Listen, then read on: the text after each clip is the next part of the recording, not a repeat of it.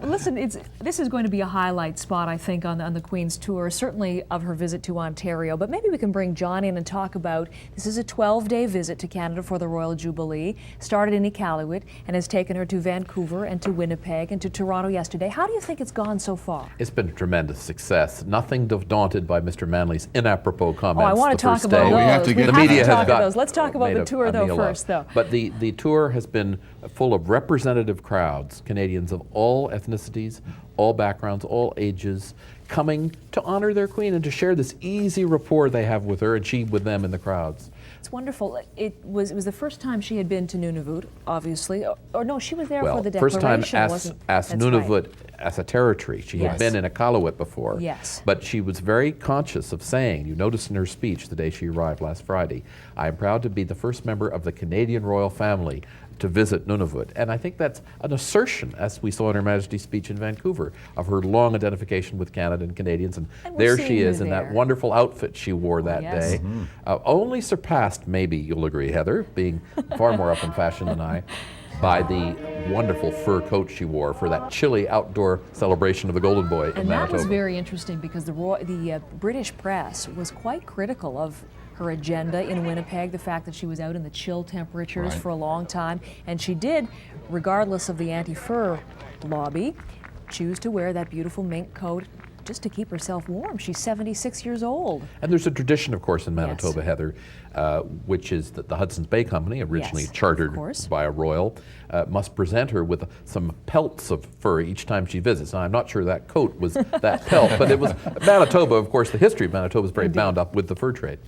Well, and always has been. It does. And when you mention bound up with the history, when you think about the Queen's 50 years on the throne, so much of her life has been bound with some very momentous moments in our country's history. Maybe we can recap some of the times as we look over those 20 visits she's made in the past. They have coincided with some significant dates in the history of this country. I mean, 59, the opening of the Seaway. 67, our centenary and the visit to Expo 67. 1976, the Montreal Olympics, and Princess Anne, now the Princess Royal, competing in the equestrian events. So a family occasion as well as a national international one. 1982, patriation of the Constitution. Canada 125 and the unveiling of the equestrian statue of our Queen on Parliament Hill. Every great event in our country's history, over which she has reigned for 40% of our life as a nation. She has reigned longer than most Canadians have been alive. So she is bound up with our history, and yet she's utterly contemporary, and we see all these young people cheering her wherever she goes. The Queen's motorcade is now on York Boulevard, and she will momentarily be arriving at Copps Coliseum. I think one of the things that a lot of people remember, or don't necessarily remember, but the picture of the Queen square dancing in Ottawa in 1951 during that 5-week tour of Canada just after those were more leisurely tours because they were by rail. At that time. Do you think, John, we see her do so many things. Square dancing is just one example, but she does extensive walkabouts. She listens. How many times has she heard God Save the Queen? Does she enjoy all of it, do you think? I know it's her job. Do you think she enjoys it, though? I'm sure there are moments she enjoys. I know the things the Royals laugh about in private are the things that don't go exactly right. The moment the other day in Winnipeg where the boat broke down in the middle of the river. And horribly embarrassing for organizers. The Queen shrugs it off, and it's something they'll laugh about. We're at Copps Coliseum now. The Queen's motorcade has arrived. They're just awaiting the entrance as we speak here. And we also will be awaiting the entrance, and we'll go down and join Connie at the Coliseum momentarily, and we'll see this procession underway. But I want to ask you, Dr. Fraser, just quickly. There is an altar in the center there. Is that the altar of drums? Can you tell me what that is? Well, it's called most services in the field are drumhead services, and so they'll simply use the drums as an altar, and that's exactly what it is. These new colors have to be consecrated before they can be presented, do they not, Dr. Fraser? Has that been done already? That has already been done. I think we saw just some glimpses of it, the regiment bareheaded. All right, here we are. We'll just I'm sorry to interrupt, Dr. Fraser, but the Queen has arrived. Now she is making her way onto the ice at Copps Coliseum. Or where the ice once was. Can we hear the crowd response? They love her. Of course they do. Absolutely. And of course, let's give a listen now as the crowd gives welcome to Queen Elizabeth. Now she's being escorted by Alan Earp, who is our honorary colonel. who was a junior officer in the regiment in 1944 at the age of 19, severely wounded in 1945. Later, longtime president of Brock University. She will never leave this red carpet. This will be her pathway throughout the entire floor of Copps Coliseum. Shall we, let's listen into the crowd response again just for a little bit. 17,000 people. Mm-hmm.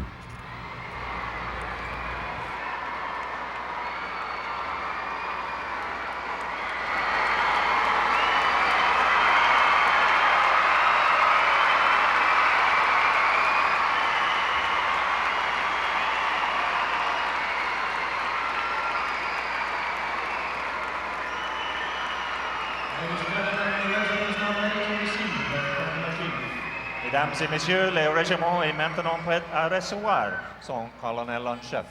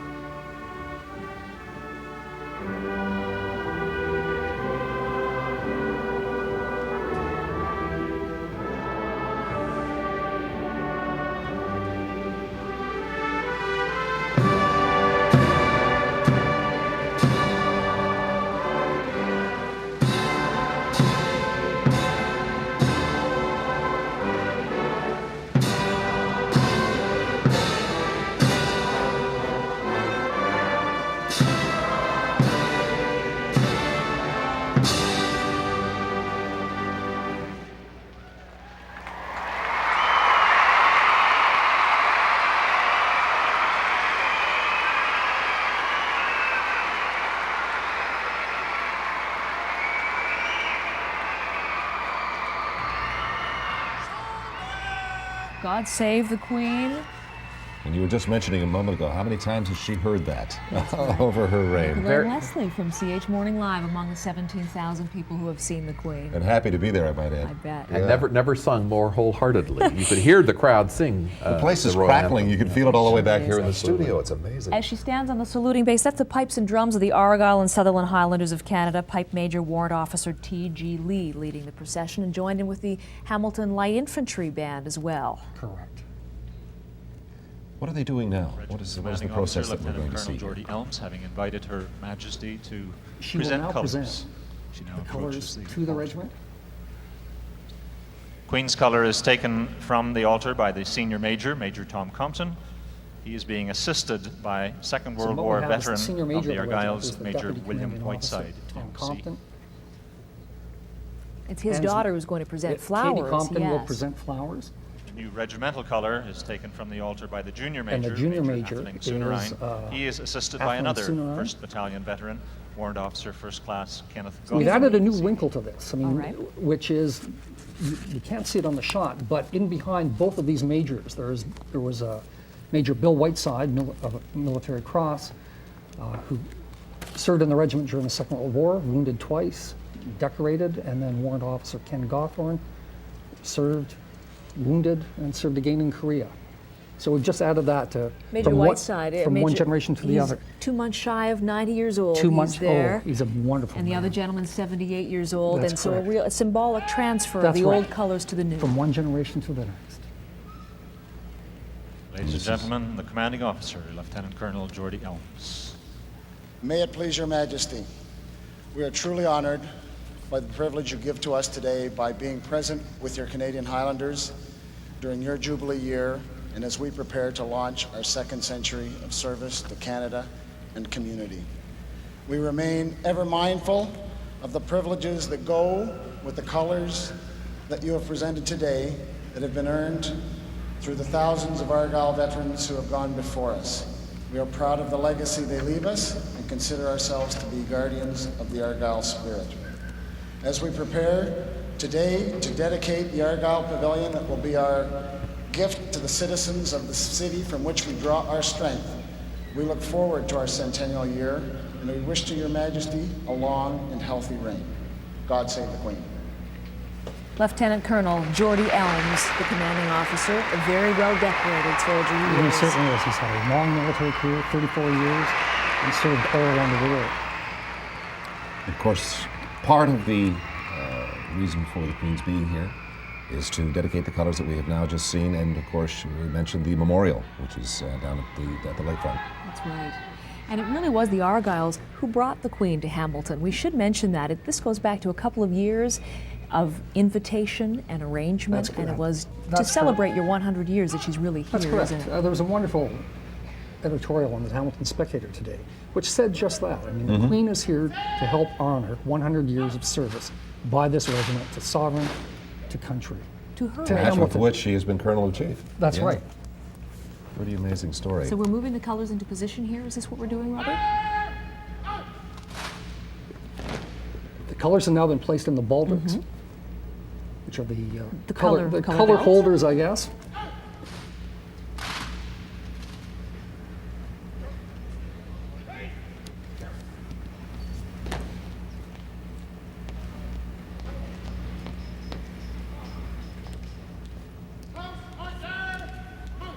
200 members of the Argylls on parade on the floor today. There are at least over 200, which is, for a militia unit in this country right now, that's not bad. I believe we're the Now largest recover in their Ontario. drums from the altar as the regiment prepares to march past their Colonel-in-Chief. We will occasionally go silent here and allow those who are going to be speaking to do so without interruption. We have, because of the lateness of the day, we will tell you this, we are going to stay live until 4 o'clock to make sure that we get all of the events planned into the broadcast this afternoon. So be aware that we are going to stay on until 4 p.m. You can see right now the drummers are retrieving their drums, so it's the end of the religious part of the service, the consecration of the colors, and they'll now take their place back within the ranks and with the pipes and drums. And then march past to the Colonel-in-Chief's march. Yes, That's the they will. plan. 100-year histories, 34 battle honors for the Argylls. True. Really an Pretty illustrious impressive, yeah. military history that perhaps people at home aren't fully as aware as they should be of that. Well, it is. Our greatest leader, a man by the name of Dave Stewart, who was the son of the Premier of Prince Edward Island. He led during the Second World War. Had, in a terse epithet, said that what he thought his battalion was about was doing a job and saving lives. And they've done just that. They've done the job that's been asked of them in battle, 2 wars, and they've done it well. And they've the number of our own casualties are been mercifully very small. And we continue to use that right to the present day. I mean, there's kind of a Canadian quality to his epithet, which catches, I think, the Argyle spirit. And I understand, correct me if I'm wrong here, but there are a number being prepared to head back into Bosnia. Is that correct? That's true. Yeah, That's true. in the very near At at almost any time, we have Argylls who are on either UN postings or NATO postings. Right. Almost every regular force posting now is augmented by reservists by about 20%. Huge function of our armed forces, because that's what we have done for years, and that's what we do best. Their new colors. Yes. Oddly enough, yeah. Can you describe for us, we're looking at it obviously, the Argylls' dress?